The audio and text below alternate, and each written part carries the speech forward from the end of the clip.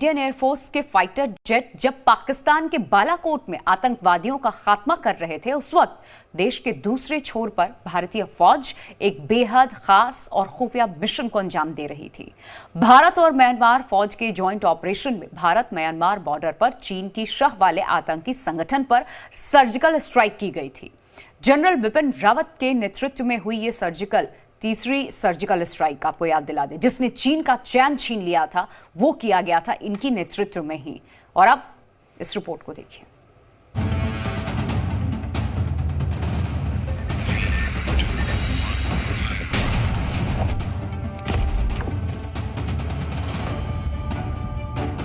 ये हिंदुस्तानी सेना की सर्जिकल स्ट्राइक की तस्वीर है, जिसने दुनिया को बता दिया कि आतंक का फन कुचलने के लिए हम किसी भी हद तक जा सकते हैं।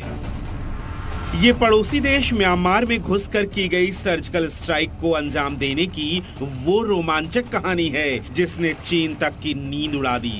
म्यांमार की सीमा में बनाए गए उन आतंकी कैंपों को तहस नहस करने के लिए ये सर्जिकल स्ट्राइक की गई थी, जो हिंदुस्तान में घुसकर बड़ी वारदात को अंजाम देने की साजिश कर रहे थे।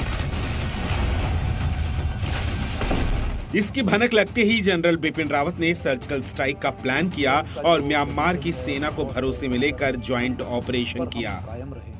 सर्जिकल स्ट्राइक अराकान आर्मी के आतंकियों पर हुई, जो म्यांमार का उग्रवादी संगठन है, जिसे चीन की भी शह है। भारत के उत्तर पूर्वी राज्य मिजोरम की सीमा के पार म्यांमार के घने जंगलों में अराकान आर्मी के सीक्रेट आतंकी कैंप थे और वो हिंदुस्तान में आतंकी वारदातों को अंजाम देने की फिराक में थे। The Indian Army and Myanmar Army are cooperating very well to ensure that each other's territory is not used by insurgents on either side. I think let's not talk about numbers, but yes, let us say it is a success and it's a continuing process. Modi सरकार में अंजाम दी गई ये तीसरी surgical strike थी। General Bipin Rawat की देखरेख में 2 महीने की सीक्रेट तैयारी के बाद इसे अंजाम दिया गया।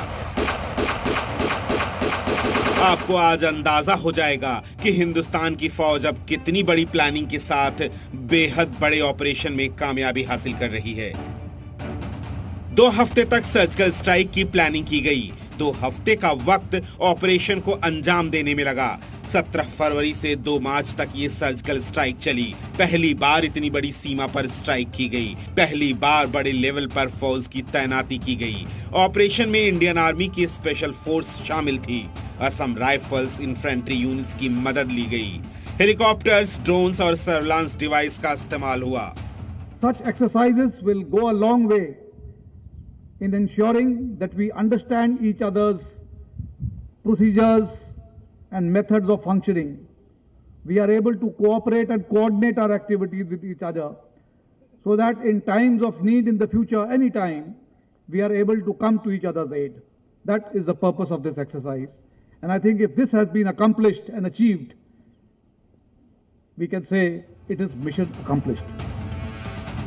आतंक के खिलाफ इस ऑपरेशन को उस दौर में अंजाम दिया गया जब तीनों सेनाएं पाकिस्तान को सबक सिखाने के लिए तैयार थीं। इस ऑपरेशन से चीन को कड़ा संदेश गया, क्योंकि हिंदुस्तान के खिलाफ ड्रैगन अराकान आर्मी को अपना मोहरा बनाने के लिए बड़ी चाल चल रहा था। उन्हें अत्याधुनिक हथियार मुहैया कराने के साथ उनकी ट्रेनिंग भी मुहैया करवा रहा था और हर तरह की मदद दे रहा था। हिंदुस्तान की उत्तर पूर्वी सीमा पर सिर उठा रही इस चीनी साजिश का खात्मा जनरल बिपिन रावत ने बेहद सूझबूझ से किया था। ब्यूरो रिपोर्ट, जी मीडिया। तो कुछ इस तरीके से हमारे फौज के महानायक ने आज देशवासियों से विदा लिया, जिसका पूरे देश भर में इस वक्त जो शोक है वो देखी जा सकती है।